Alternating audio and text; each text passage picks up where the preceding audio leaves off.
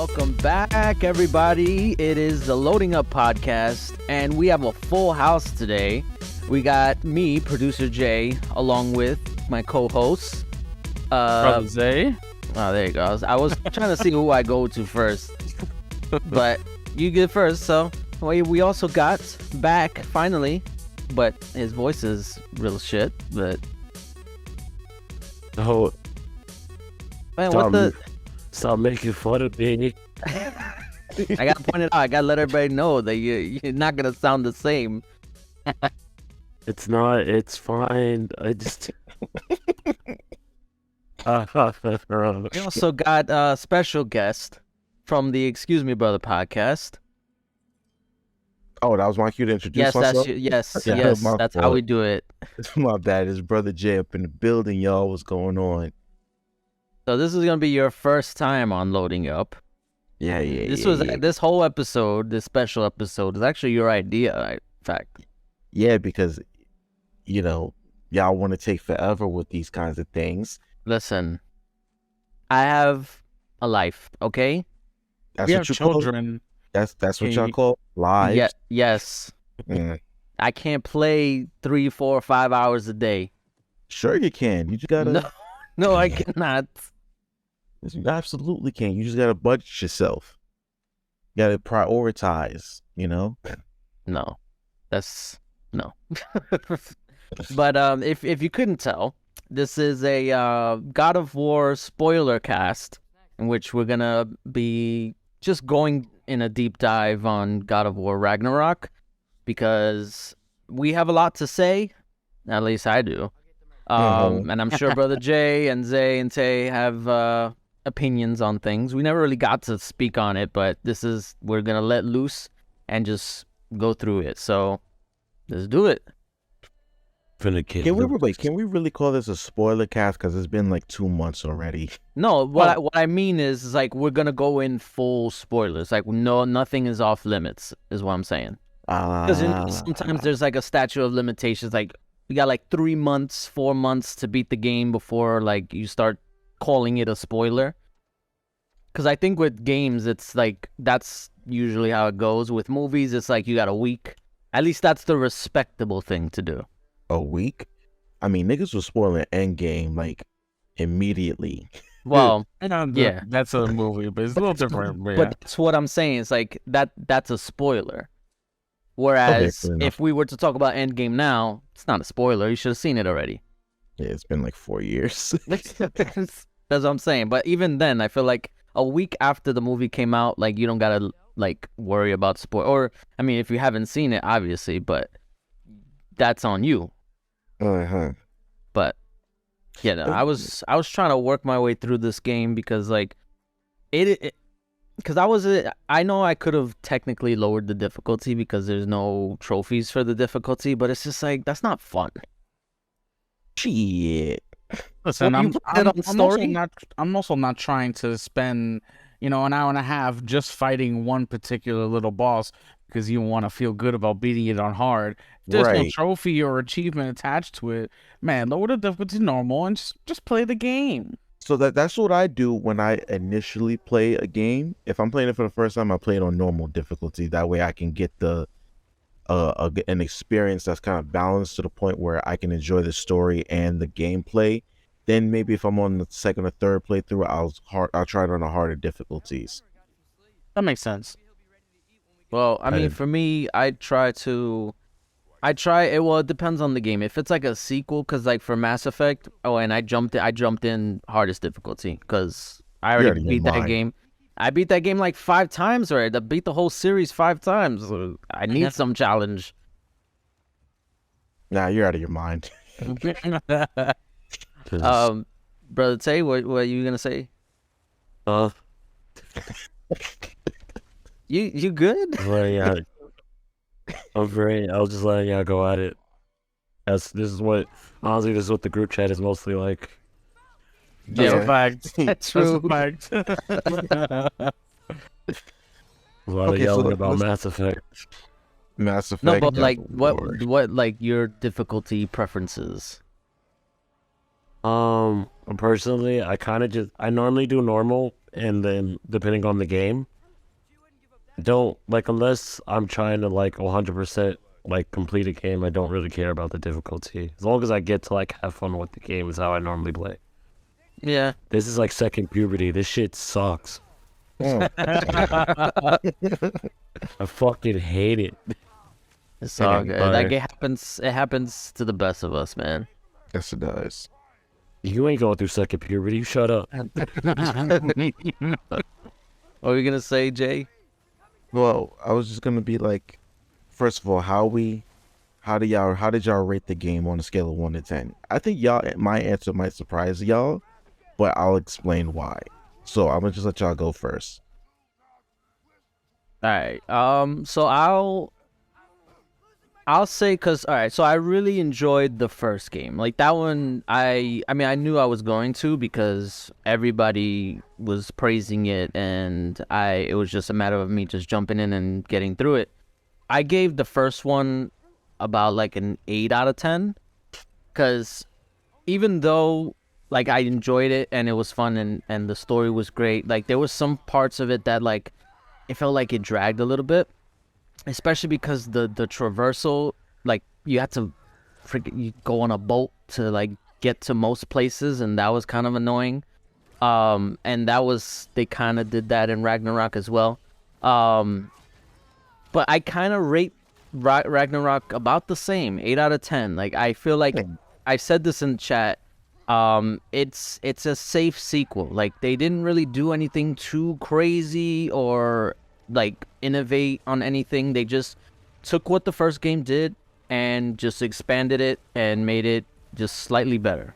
And if you like the first one and you want more of it, there's Ragnarok for you.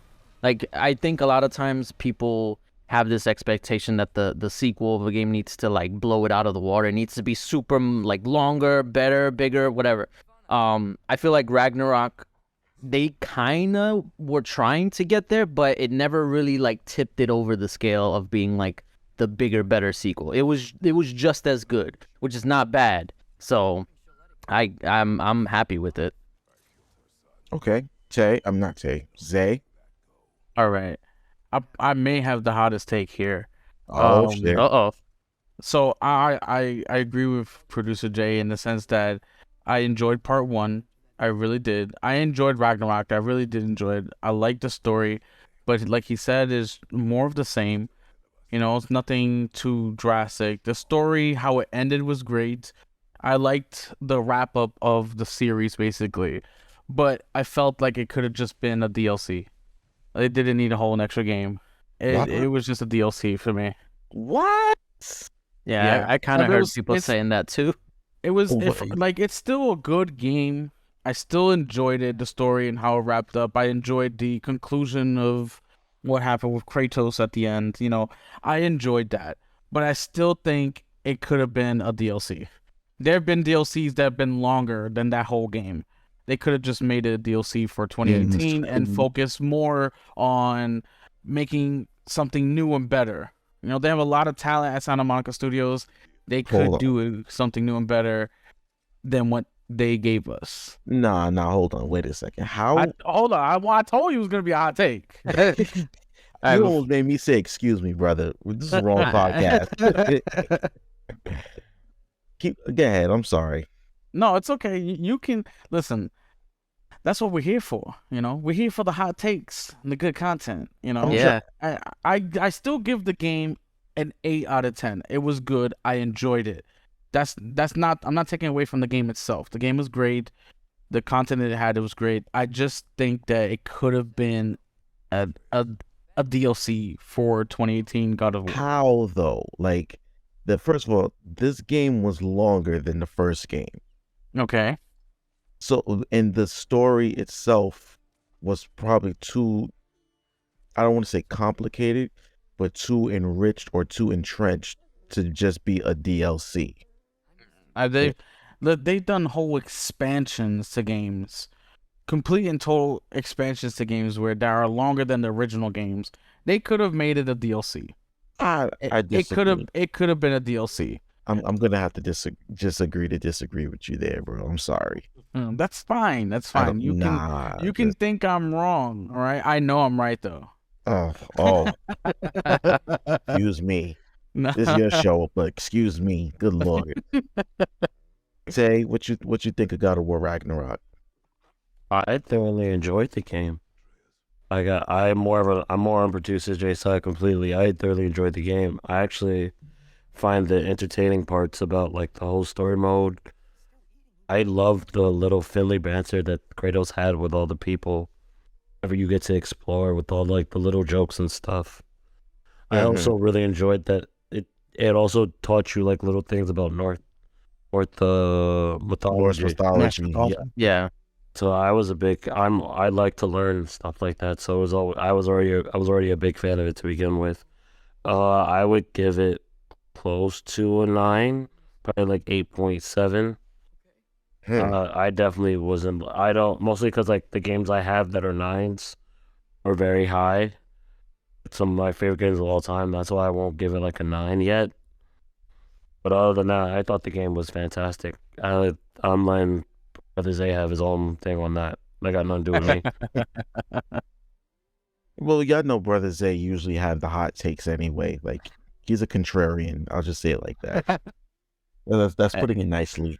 Yeah. So okay, y'all know me. I loved the first game. Like adored Yeah. it. How many times did I play it, Producer Jay? But like, I you can't lost even count. count. Yeah. I mentioned That the only thing he played? Yeah, Yo, I mentioned it on the last show that literally when I asked you to borrow it, you were saying, "Oh, let me beat it for like the 4th time." I'm like, "What do you mean the 4th time?" Yeah. So the reason why I played it so many times was because one is just that the replay value is just that much is that awesome, right? The acting is great, the story is great. I love what they did with Kratos, the character, how he went from a vengeful, bloodthirsty, warm weapon to like a calm, older, wise man who's just trying to live the rest of his life, as a normal human being, quote unquote. But also the other reason was because there were things that I picked up on in the second, third, and fourth playthrough that I didn't in the first playthrough or maybe the second playthrough. That I got to pick up on the fourth. Sometimes like I would read like online forums and be like, "Oh, did y'all see this?" I'm like, "Wait a second, I missed that in that part of the game." And to me, it's not the same as watching it on YouTube as playing it yourself. You know what I mean? Like if you go and figure out this Easter egg on your own rather than watching somebody on YouTube do it. You know what I mean? Seeing it on your TV, to me, it just does it to me it's more satisfying. The only gripe that I had with the first game was some of the combat where all the finishers were literally the same for every character that you fought. You know what I mean? Whether you were chopping the Draugr in half with the axe or you were setting somebody on fire with the blades of chaos or whatever have you. The second game expounded upon that, the combat finishers. You know what I mean? So I gave the first game a solid 9.7 out of 10. However, I give Ragnarok an 8.9 or 8.7, so to speak, which is surprising for me because I had some crazy high expectations for this game. That's probably why though. Yeah.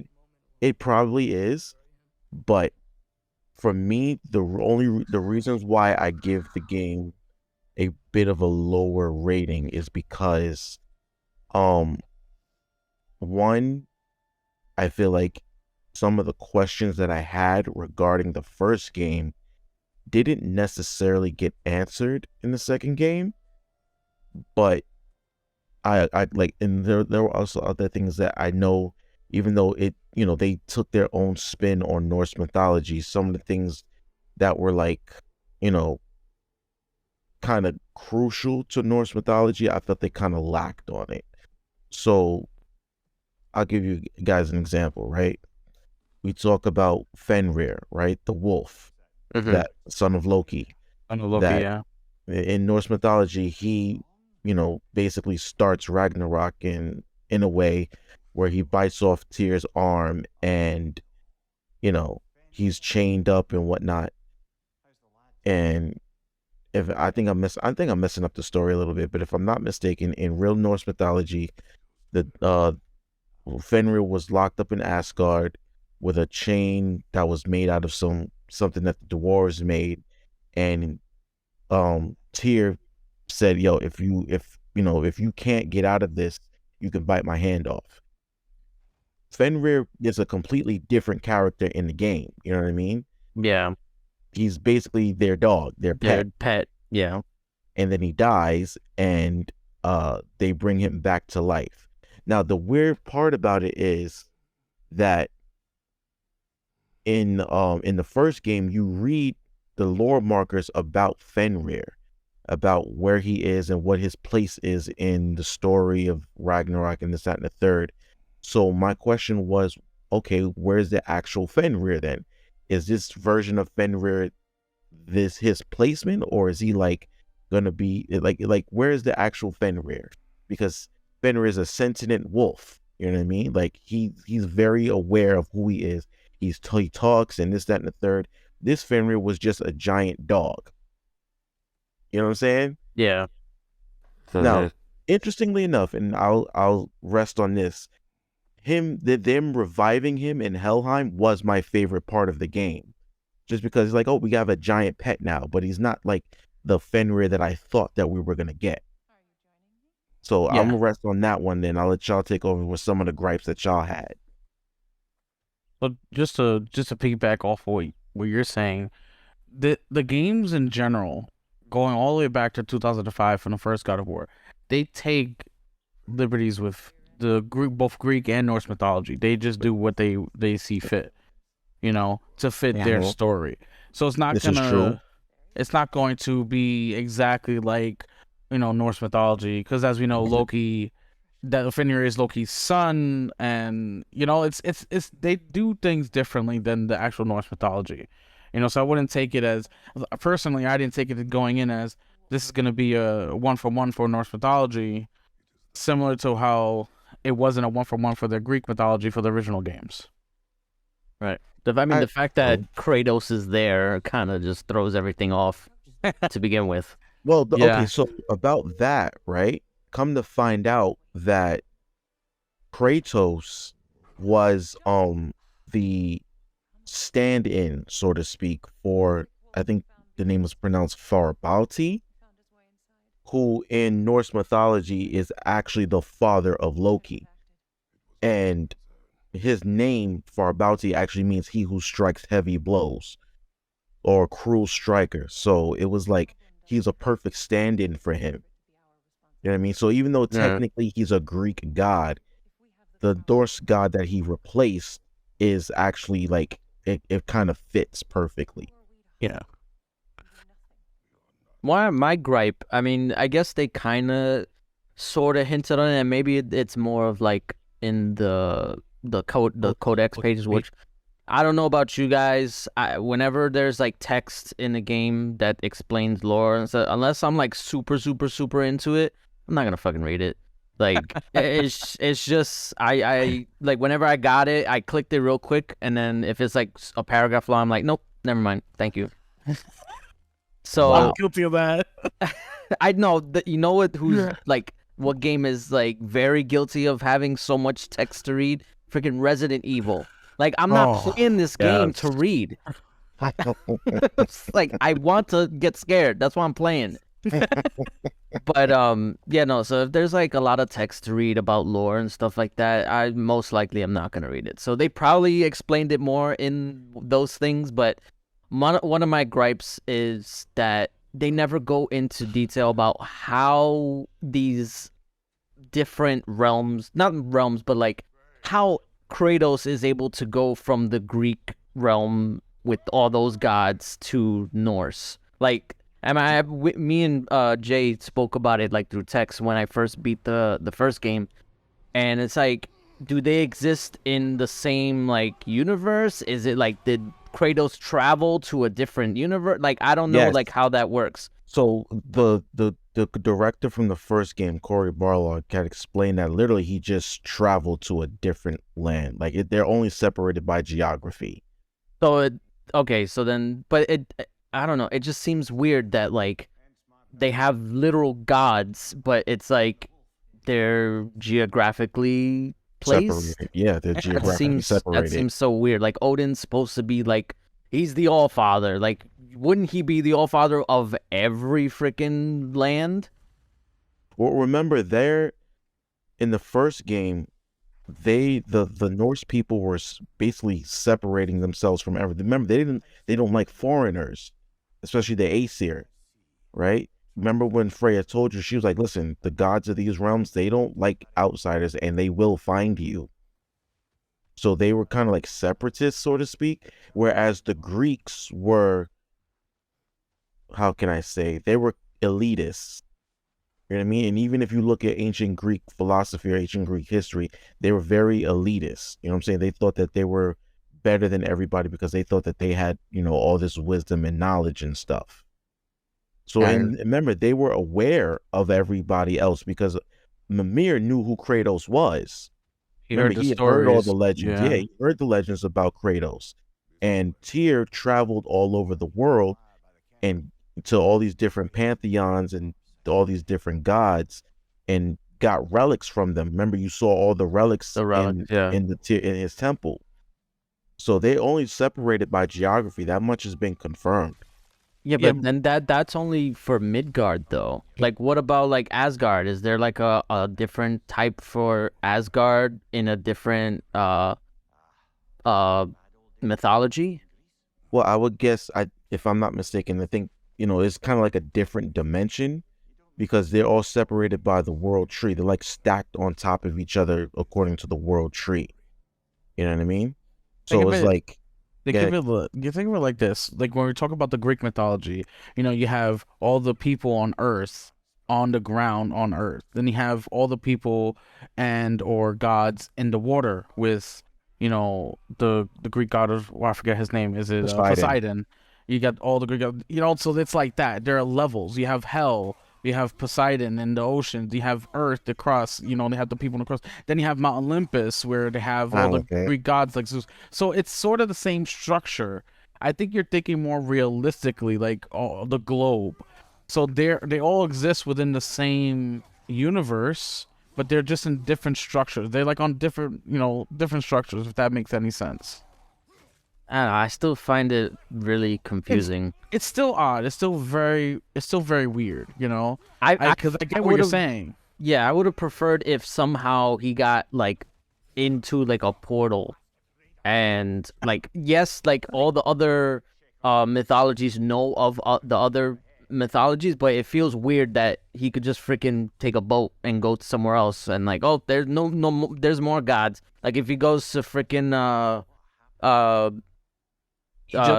in Japan or whatever, is he gonna meet Buddha? Like, I don't know.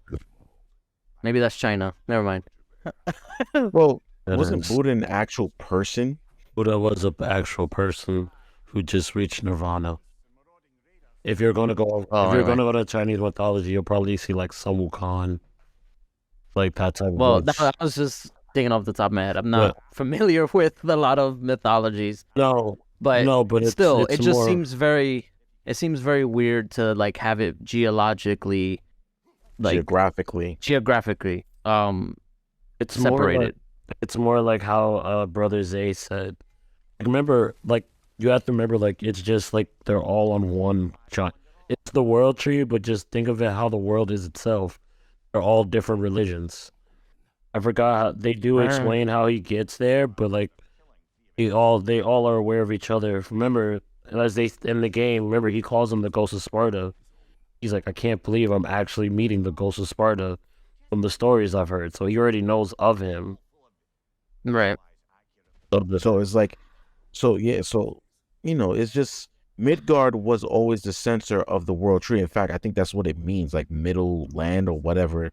So every realm is connected to Midgard via the world tree and accessed via Tyr's temple. And I would guess that, all these different realms are just like different dimensions where these groups of beings are, but they're all connected to each other. You know what I mean? Yeah, Also, I guess. as another thing, they've also showed videos of like Kratos being in Egypt, Mm-hmm. going against the Egyptian gods, like Osiris and a horse. So Uh-huh. there's always like there's all those things. Like it's just that it just really depends where they'll go. But the thing is that the religions have always been part of this somehow. They're all over the Right. place. They're all over the place. So, it also requires you to have a suspension of belief. That's with every form of. Suspension of disbelief. Yes, I'm sorry. Yes, thank you. Suspension of It's the same disbelief, where it's thing. just like, how is this possible? It's just like, okay, it's just possible, just for the sake of the story that we're trying to tell. Just go with it. Yeah. Like Um, you have to suspend disbelief for most things that you watch, from video games. Yeah, I get. Yeah, true. Like, there's a forward thing I was watching. When I was watching the Royal Rumble yesterday with my roommate came and watched. She was like, "Oh my god, wrestling's so fake." I was like, "Yeah, it's a soap opera." And then she looked at me. She was like, "Oh yeah, you're right." I was like, "Yeah." Yeah, we have to believe in our heads that this could actually happen. right. Um, one other thing, one other gripe that I had was some of the Wait, questions. you didn't let Tay say his gripes. Oh, I'm sorry, Tay. Forgive me. Forgive me, Hmm? brother. Do you have any gripes? gripes? Not. I don't think I really have any gripes to go with the game today. If you give me like more time to think about it, I'm sure I'll think of one. But like personally, since I was more like some of the boss battles were a bit ridiculous to me personally. But then again, Well, I'm going off King. Then again, I hated Kingdom Hearts 3 boss battles too. So same point is the same bullshit.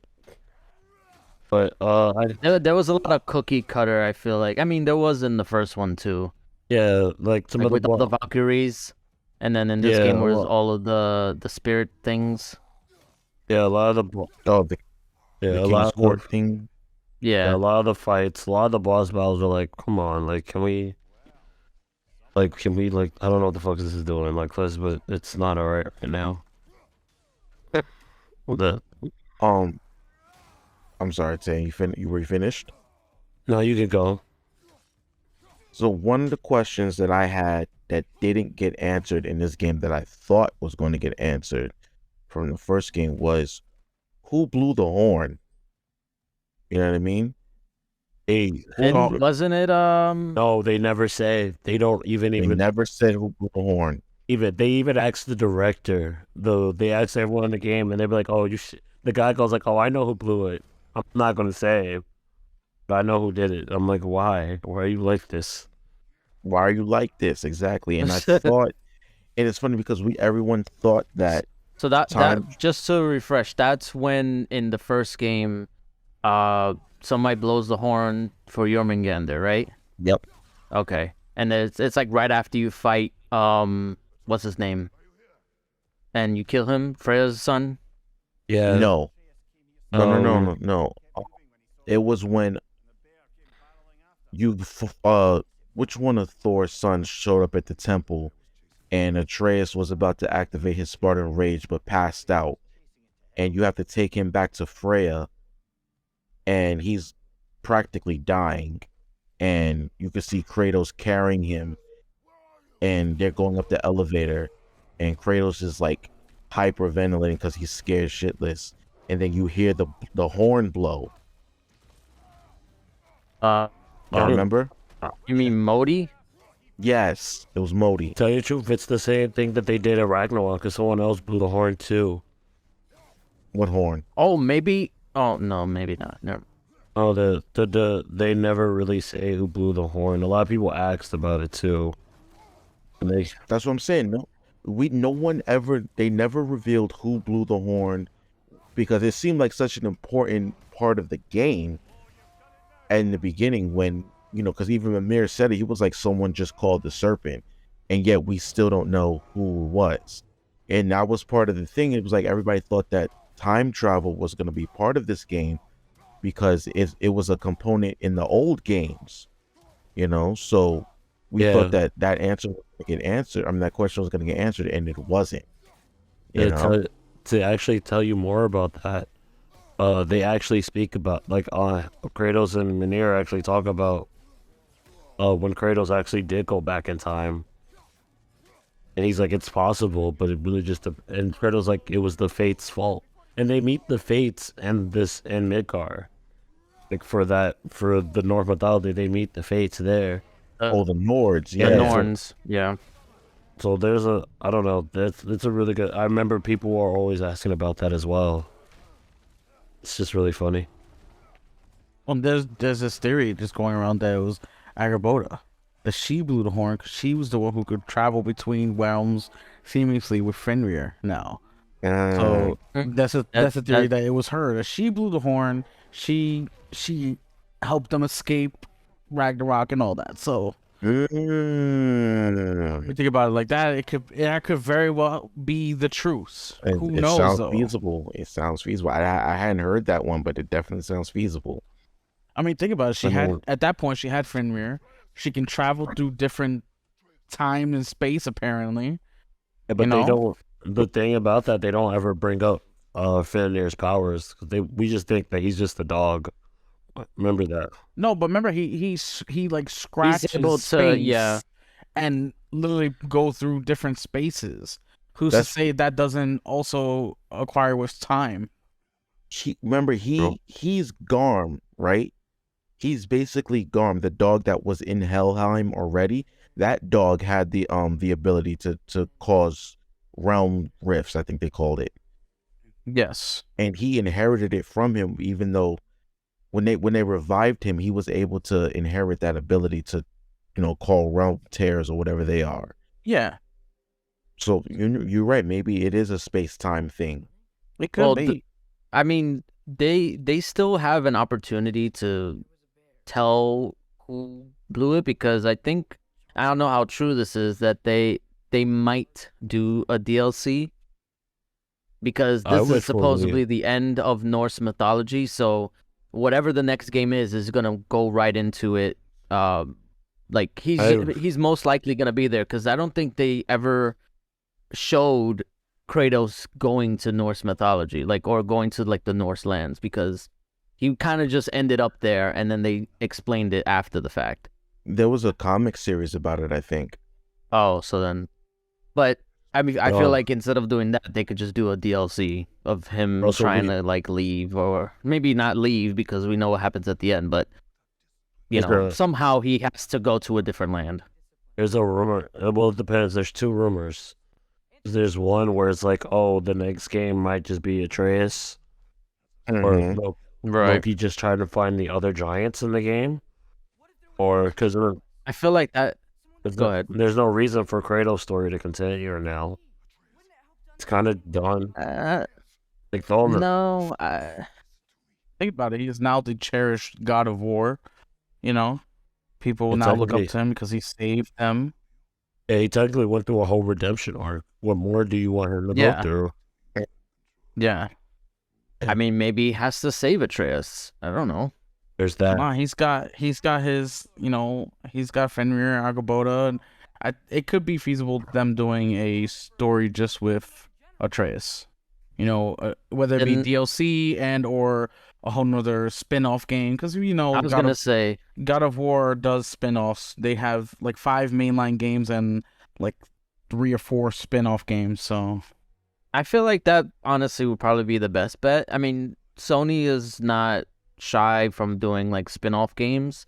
I mean, remasters. They freaking have, or remasters, but I mean that's a whole nother topic. But sorry, no, but they've done it for Uncharted. They released a whole separate game side story. They did it for Spider-Man. What else they done? They did it for Last of Us. Yeah. What was it? It was with Tess and not Tess. What am I talking about? It's Last of Us. Oh no, I know. I know what you're talking about. The two girls. Yeah. It was the black girl and the other girl. I wish I can remember their names now. I know who you're talking about. Look, but they had a spin-off game. Drake's ex and the girl that beat Drake's ass. I don't remember their names. Get off me. But yeah, so they did it What? with that. They did it with What about? Spider-Man, Miles Morales. So it's like I Oh, think they could just make a smaller God of War game. Maybe not call it God of War, but call it something else. But have it be like kind of like the next story, not full story, because you know they're gonna continue God of War. Like they have to with you're right. Kratos. I mean, They have to though, do they they? yes, Yeah, they have to. They're not gonna put. First of all, uh, the I think I can think of a few mythologies where they can go. You know what I mean? Second, everyone loves Christopher Judge as Kratos. Like yes, he is Kratos now. yes. You know what I mean? Like he did such a phenomenal job. He won the award for best performance. He did very many, great grunting and huffing and puffing. Yeah, That and was a lot of his performance. yeah, it It was. was good. Like overall, his performance was great. He deserves the award. But It- like I felt like it was just a lot of grunting and huffing and puffing and But That's that's who Kratos is now. yeah. Like He's very subdued. He's that's why when I think it's like later on in the game where Kratos starts talking to Atreus and then Atreus is like, "Wow, you're actually speaking a lot for a change." yeah. yeah. Sorry, can we, bro? I think Brother Zay, a killer be here. What It's happened? fucking like he did great. He won an award for all the huffing and puffing, and oh my god, Just like I said, I'll just reiterate. No, I did honestly- love the game, and I loved Christopher Judge's performance. I really did. I'm No, it's teasing fine. here. I'm teasing no, here. it's fine. I just love the sarcasm in it. No, so going to like Christopher Judge's performance, like there were multiple times where Kratos was like going through it like with his emotions Mhm, and you mhm. felt it because Mhm. like you saw it in his face, like he was holding back tears and his lips were quivering and stuff. That is top tier acting, and That's I a felt Ryan. it. That's animation. I got nothing to do with the voice acting. bro. No, they No. had the actors do Yeah, it. it was like, motion It was cap. mocap. It Yeah. was all mocap. Yeah, Bro, at the beginning of the game, when he's sitting at the firewood and he's looking at the pouch that had Faye's ashes in it, like you could tell that Christopher Judge was like, you know, you Oh my- you could tell. Yeah, he And poured the- his heart and soul into the role. He really did. absolutely. that and, verse. and the same thing at the end too. When Atreus leaves, Yeah. you could pretty much tell Christopher Judge was crying during. Well, the no, he was. performance. I definitely I felt it when Atreus first went to Asgard, and you see Kratos just going in the bed, taking off his gear, and like he's Oh, just yeah. looking. And yo, I wanted to cry. It's like, yo, this man, like he just wants to be with his son, and his son don't even want to be with him. Like that's hard. That Oh, shit, yeah. like. And that's another thing too. Like I don't know if I've mentioned it before. Maybe it was on Excuse Me, Brother. But like whenever there's a story that is a parent saying goodbye to a child, And you, it gets to me. we are aware. You cry. It breaks my heart. You're fully aware. No, I cried at Got the it. end. When Atreus left, I cried. Like I'm not even gonna lie. Oh, They- you bitch. No, listen, I'm a father, okay? I know. had to say goodbye to my kids for extended periods of time, okay? Oh, we got It's it. hard. We It hurts. We know. No one's, But no one's that's what I'm judging saying. you.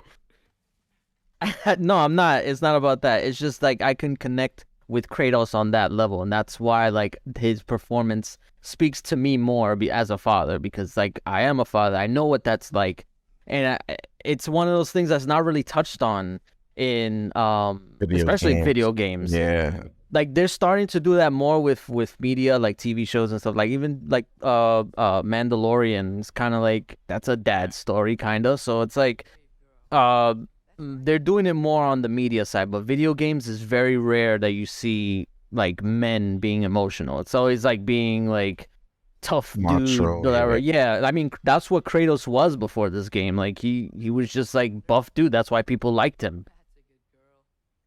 But he also has a soft side. Well, remember, Kratos was always a father. I mean, yeah, but they never.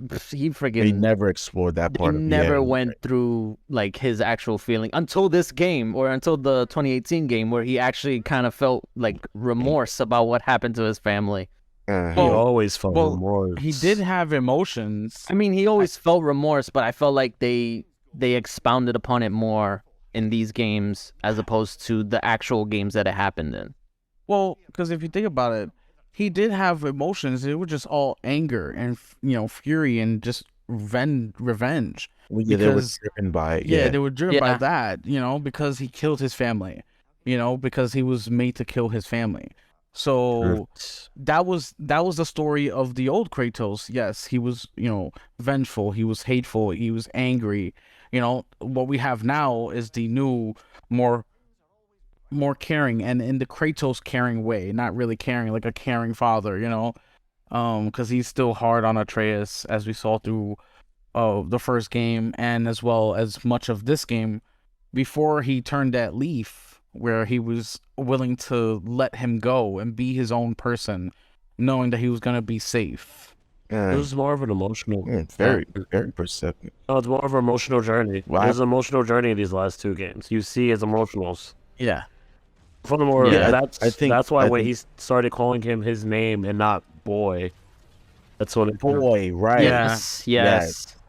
I think Tate said it best. Like Kratos went through an entire redemption arc in 2 games.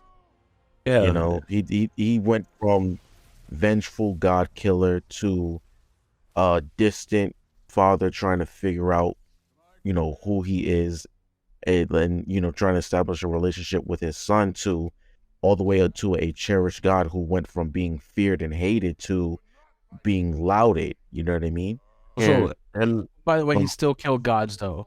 Absolutely. No matter what he did, he was still killing gods. Well, he was killing gods that if deserved anything, it. Ragnarok definitely showed his emotional maturity, especially when it came to Definitely. his Yes. conversations with Freya, where he Absolutely. actually Oh, opens yeah. up more about his past in the game. I know, like Freya, his wife knew about his past, but he's out talking to Freya about it. When the point he's like, "You can kill me, but it will not bring you no peace." I was like, damn. Yeah. We know all that too well.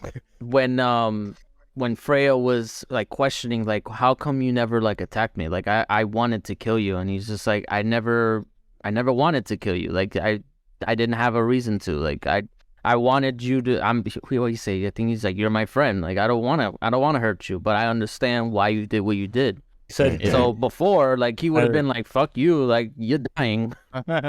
I mean, he even showed restraint when fighting Heimdall. He wanted to let him live True. until he opened his fat mouth and literally killed himself, basically. So, Can't okay. tell Kratos that. Real quick, I had this conversation with Brother Zay, right? I want to ask Brother Tay and Producer Jay this question. I personally feel like the Norns set up Heimdall for death. The Norns set up Heimdall? Yes, I feel like because remember, it was the Norns who told Kratos that Heimdall wanted to kill Atreus. Kratos had no reason to go after Heimdall until he heard them say that. You know what I mean? Oh. Other than that, there was another it's reason. not like he heard it out of his own. No, remember, he didn't hear Heimdall say it until they were already fighting, and he had him pinned up against the wall. No, you know what I mean? No, I'm gonna say. Remember this. There was also this, that they were already going after him because he had the horn to blow for Ragnarok to begin with. That was the reason why everybody else wanted after him. But even though, and I can see where you're going, where it could have been a setup, I can agree with that. He still was gonna go against them and be like, "I'm not going to kill you. I'm going to leave you." He even said, like, "Do not ruin." It's like, do not spare it. Like, he's like, "Don't you spare me out of pity." He was like you're going, don't blow it. He pretty much just said, "Don't dig your own grave." And he was like, "I'm going to spew that motherfucker." Like, he's going to cut him in half. Like, he set his own grave. Right, but what I'm saying is Kratos didn't have a reason to kill Heimdall until the Norns told him that Heimdall wanted to kill Atreus. He still, So but yeah, maybe he wanted to get Gjallarhorn off of him, no, but he but didn't have a reason to kill him until. remember, Scared. I'm saying, remember, he wasn't even going to kill him regardless. He wasn't going to kill him in general until Heimdall said it himself.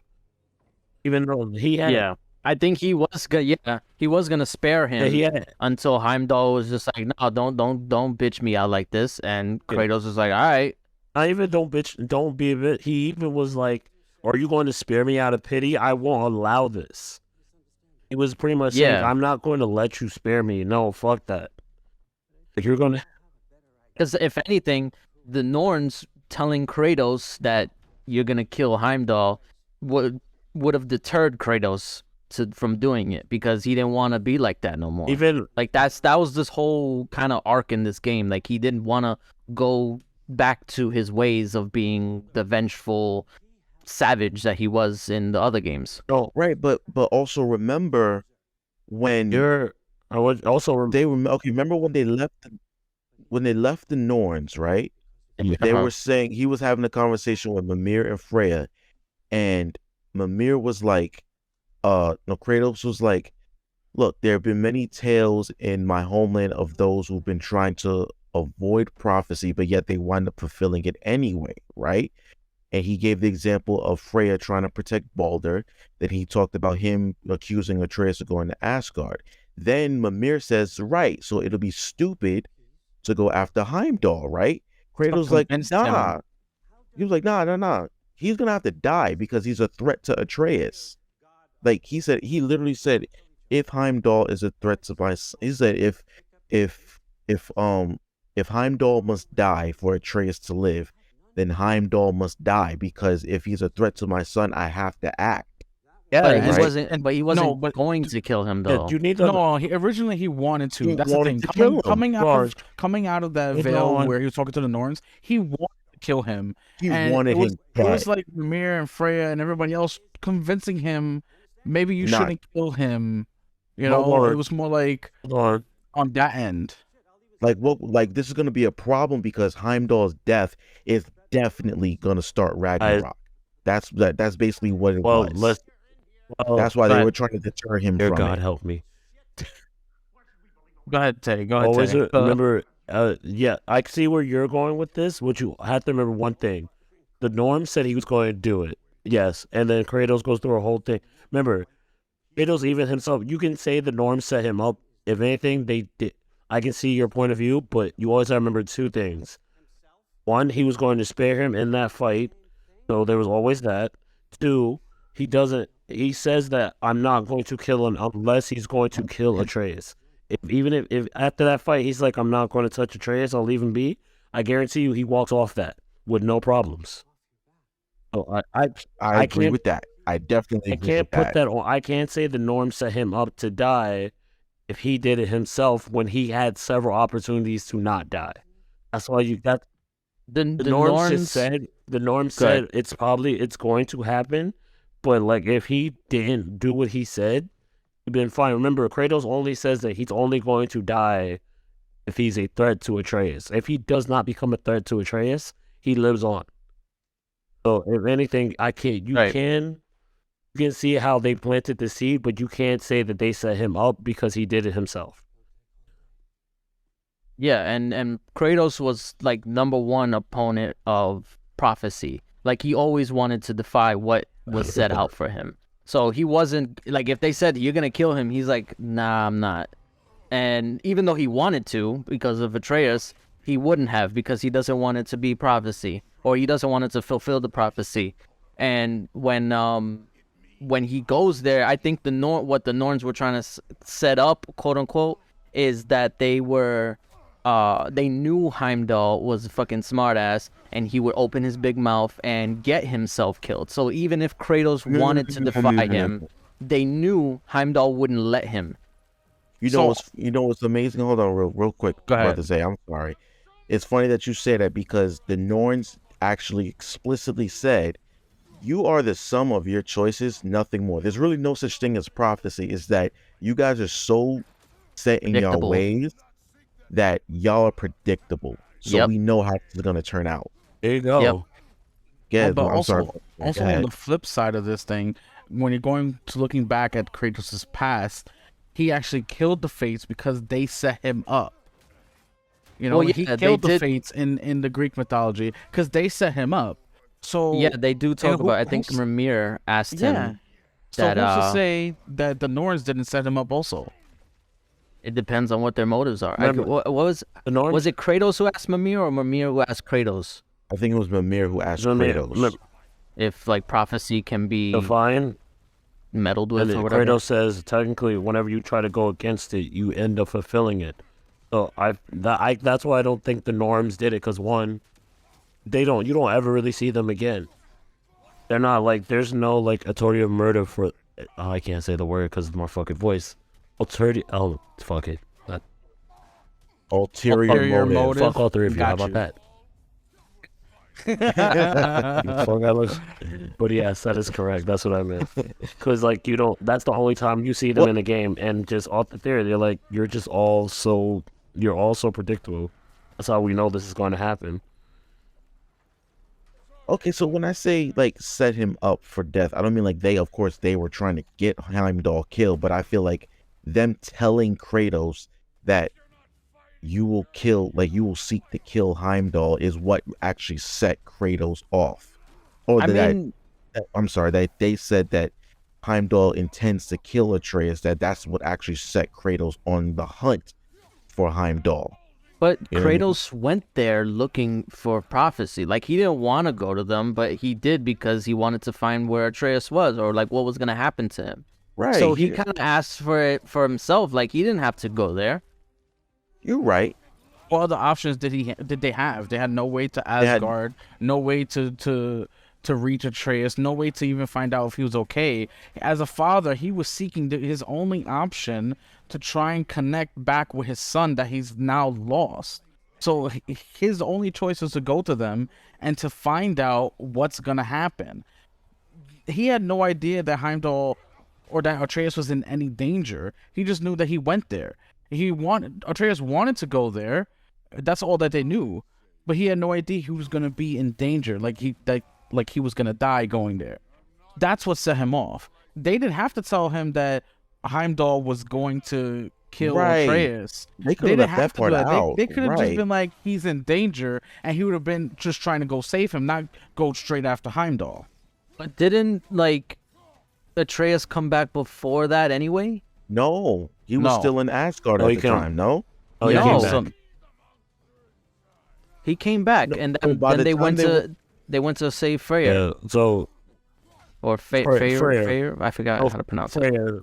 Freya, right? Her brother. His brother, right? Yeah. And Atreus came back. And then he helps them break them out. He didn't know he had come back. Was this the second time he went to Asgard, or the final time? Because he went back after they killed Heimdall, but he was there for the rescue. Oh, that was before that. So was he in? Did he come back to Asgard? Atreus was part of the rescue of Freyr. Right. So when did he come back from Asgard that time? I think he came back like a little before that, because remember, Atreus is part of the rescue party for Freya's brother. That's when they kill him, when they're rescuing her brother. Yeah. Right. So once he found out Atreus was fine, he had no reason to kill Heimdall. No, not necessarily, because when he came back, right? He told they were in Helheim. That's when he told what's his name, Atreus, that Heimdall actually intends to kill you. That's how Atreus found out that Kratos actually went to the Norns. This was before they revived Fenrir. They were in Asgard. I mean, they were in Helheim, and Kratos was like, I went to go see the Norns, and they told me that Heimdall intends to kill you. So he didn't know that at the time. Then they went back to Asgard. Not Asgard. Sindri's house in between the realms, and plotted the plan to rescue what's his name? Freyr. Because remember, this is when Atreus came back from Oh, Asgard. right, okay. He set Garm free. He came Yes. back and all hell was broken loose, and they So went they to had to Heim. go straight to hell first. Yes, Okay. to sort it all out. Okay. All right, that makes sense. See, this is the deepness of the game. This is why I love the game so much, because we've been talking about 20 minutes for this one subject. Now let's shift gears a little bit, because I want to talk about the other side of the the conflict here when it comes to Thor and Odin and the rest of the Aesir. I just want to say I love this version of Thor. I love it. I was just about to ask that. Yo, Thor, that is what Thor should be. They personified him perfectly. And I remember reading like an interview, and they said when they came up with the design of it, they was like, okay, what would a freaking, like, if you had to personify a freaking thunderstorm, that's what, like a raging thunderstorm, like literally that's what he was. He was just off the rails, like you could not control him. He was freaking drunk all the time, and it was just perfect. Like that's who Thor was. And then they even made a joke about I think it was Atreus. He's like, how come the statue of Thor didn't look like how he actually looks? And then Mimir was just like, Thor didn't like it. When they made the original one, he didn't like it, so they made another one. Wait, what? Yeah, you didn't hear that part? Oh. In the first game, there's a statue of Thor that does not look like the Thor that we see in the second game. Yes. And then Mimir says that, they did make that one. Yeah. And they made a regular one that looked like him, but Thor didn't like it. So they made another one that made him look better. Wow, I did not know. I don't remember that part, but I remember the snake ate the statue. Oh, yeah. Jormungandr wound up eating the statue, so... But yes, I love what they did with him. I thought the way that Mjolnir was beautiful. That hammer was, bruh. Still upset that they didn't maybe it would have been like too much. They should have let Kratos use Mjolnir. Even for like a segment, like right after the Thor fight, you like use it and then it just goes away. I feel like that would have been hot. I mean, he grabbed it and he couldn't control it. He couldn't control it, but he couldn't control it. I mean, that's as per Norse mythology. Nobody can use it besides Thor. So, him grabbing it and not being able to control it was like perfect. Anything else would have just suspended my the disbelief of the whole thing. Oh no, because Thrud grabbed it and now she holds it. He didn't get there yet. Oh well. Yeah. Oops. So yeah, if you just go to Alfheim, you'll see what he's talking about. But if the way that I saw it, Thor was way more deadly with Mjolnir than Kratos is with the axe. Like, absolutely. The way that he mastered the axe was just, I mean, the hammer was just magnificent. They just, it was beautiful. Yeah, no. Thor's his character arc was just like perfect because he was kind of like dismissive of everything. He was kind of just Odin's weapon. And by the end, where Kratos starts to talk some sense into him, and Thor realizes that he's freaking doing wrong, and it's actually Odin that's tearing his family apart, and like that he feels remorse for like not being there for his daughter, not his sons, but especially his daughter. And that split second where Kratos gets through to him, and he's like, you know what? You're right. And I was ready to like take on a bunch of enemies with like Thor by my side and like just wrecking shit. And then freaking Odin had to. Can't always get what you want. So I'm just. You can't. So we're talking about Thor, and just want to give a shout out to the voice actor. Ryan. He was great. Yeah. He's great. He's also done such great work in the past, because as you know, he was on Sons of Anarchy. He played Opie, which is the brother to the main character on the show. And he's done really good voice work for like other cartoons and games and stuff. So like I think they casted him perfectly. Like if you were to think of Thor's voice and you hear him as Thor, that's who Thor's voice is. Yeah. He did a great job. Listen, this version of Thor beats the MCU Thor Oh, like by a 1000%. mile. 1000%. Like That's not after Love and Thunder. That's not fair. I haven't seen Love and Thunder, but I guarantee you this Thor is so much better still. I will put it that is. money on that. No, yeah. Yeah. Oh, yeah. Because yeah, I'm sorry. I didn't say Can't say. anything. Oh, Don't make me talk more than I already had. I like what they did with Odin. No problem. I like what they did with Odin. Odin's like his Oh, fuck that his nigga. Odin- demeanor is like that sneaky old the sneaky old man. Like I'm chill. I'm not At a bad first- guy. At first, I felt like Odin, he kind of stood out in the sense that like he maybe it was just the actor. It was so jarring compared to like everybody else's acting that it felt like he didn't fit at first. When I first saw him and when he first like started talking whatever, I felt like, yo, this feels so out of place. Like he seems like he's talking too normally. But then as the game went on, it started to feel more natural. Cuz like I don't know, like I felt the same way about Brock, cuz Brock is like he was kind of like very vulgar and stuff like that. I was like, why? Like that doesn't fit this whole atmosphere. Like everybody's talking all proper and like old English or whatever, but once you get to know Odin and like he grows on you. Yeah. Speaking of Brock, Oh yeah. rest in peace, my nigga Brock. Nigga got killed by quote Tyr. Here. Yeah, that shit pissed me off. I mean, I already told you guys about that. I got spoiled by that, but Oh yeah. But that was a twist that I did not see coming. Me either. And as I'm finishing up the second playthrough, I start to notice like different tells.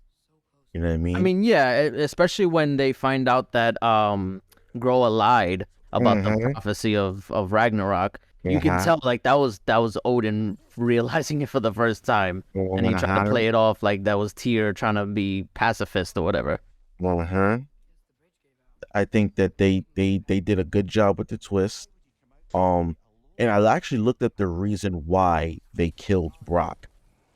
And the reason why they killed Brock off was because, according to, I think it was Corey Barlog, who directed the 2018 game, he was like, oh, basically Brock is the family dog.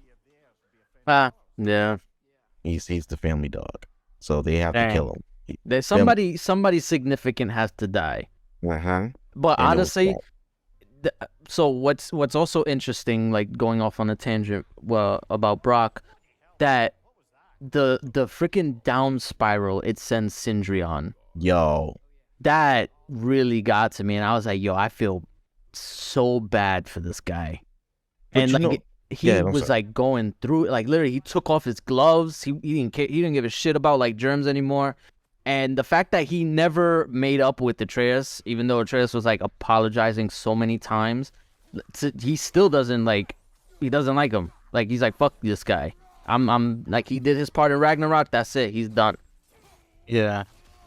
It was like the performance that the mocap actor put on for Sindri toward the end was really good. Yeah. It was because he came through that portal. He's like, no other dwarf dies, you know? And he was just like going through it, trying to finish the job that he had promised that he was going to do just by himself. Like, it was supposed to be an army. He came out of there pissed. It's like, I'll angry. Do it he's like, I'm just gonna take care of it. Nobody else is gonna die today, you know? So it was an emotional roller coaster since then. And then killed so he smashed Odin's marble. Yeah. That is so yo, whenever they were like going back and forth, like, no, you take it. No, you take it. No, you take it. And Sindri's like, give me that fucking shit. Right. It's like, I'm not. No, he's not coming back because it's destroyed.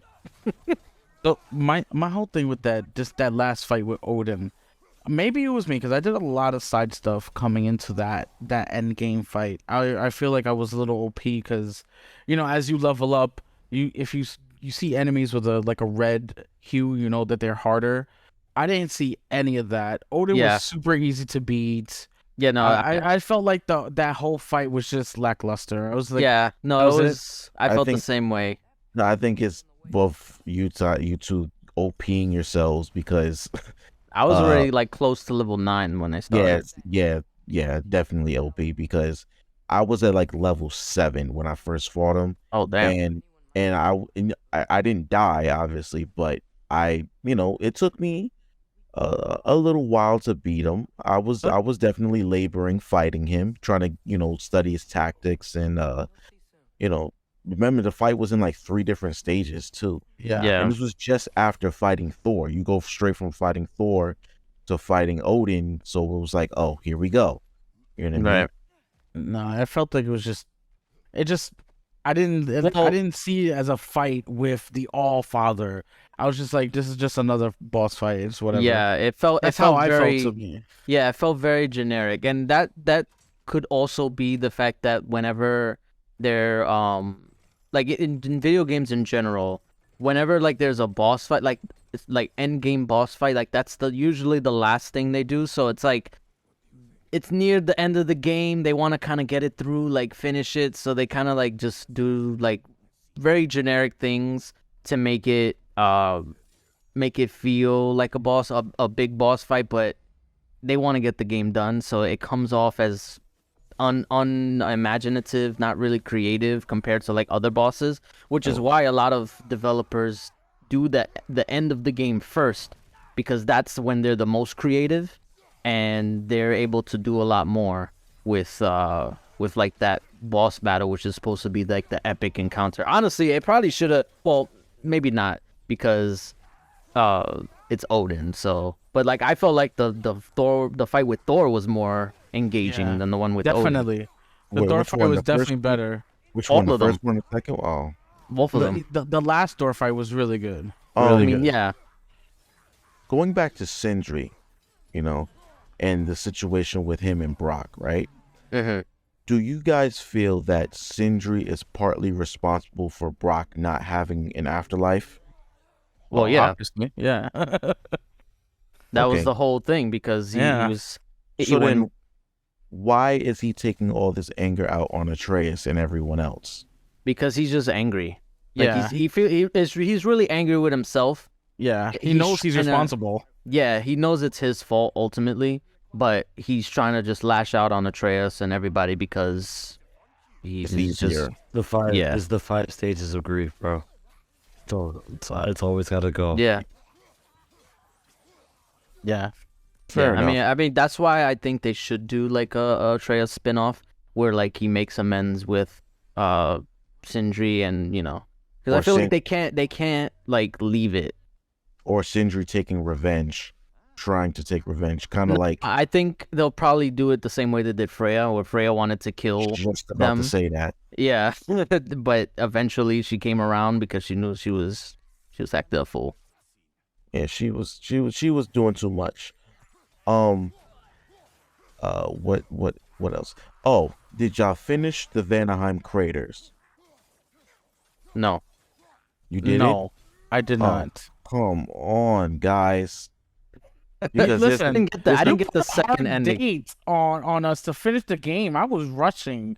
I was doing a bunch of side quests, and you put a hard date on me. I was like, shit. Now I gotta finish the game. that now was you want me part to- of it. Now you want me to do extra stuff? Like, come on, Bro. man. I still haven't faced Gna, so I don't Me even have either. the second ending yet. She's harder than Sigrid, I'm telling y'all now. Think Sigrun, you mean?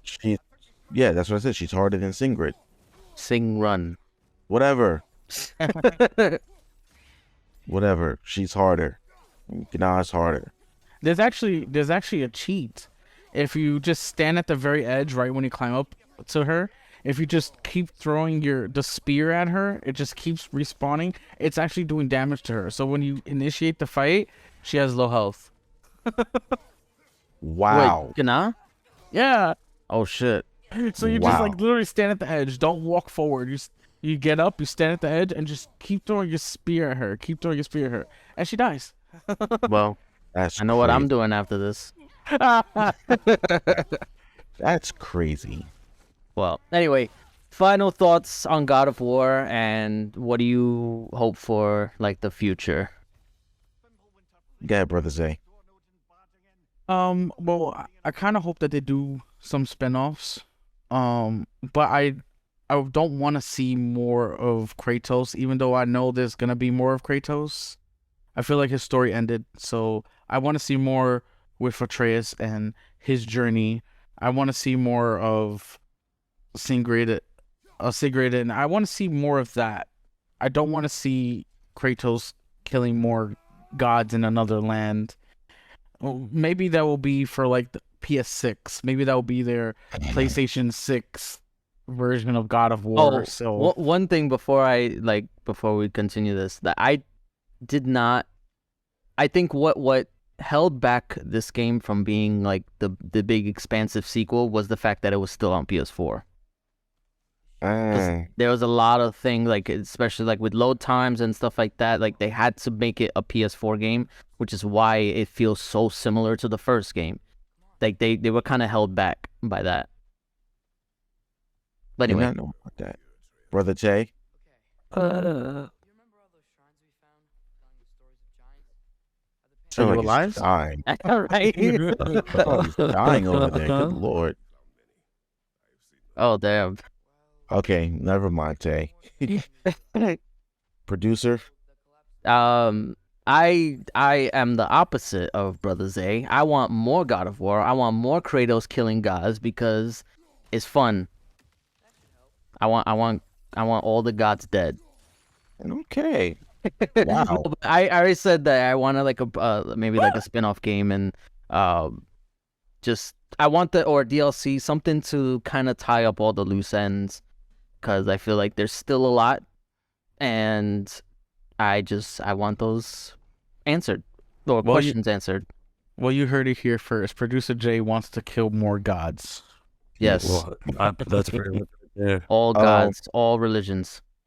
You have a god complex. You got a god complex, Jay. I need you to relax. No, I have the opposite of a god complex. Whatever that is, I want all of them gone. I think for me, what I want to see a very specific story arc for Kratos next. I want him to go back to Southwest Europe, maybe Greece, to finally see like the damage that he's done and how Greece has like changed. And maybe just maybe they move over to Rome, where he sees that, basically the Greek gods, because Roman gods are basically Greek gods with different names, and see how similar they are. That's basically a lot of mythologies. There's all like different names, but they're essentially the same. Right. So I want him to go over to Roman mythology and see like a reimagined Greece. Seems like having PTSD, and maybe Athena's running the show. I don't know. Nah, I think they gotta go Egyptian mythology.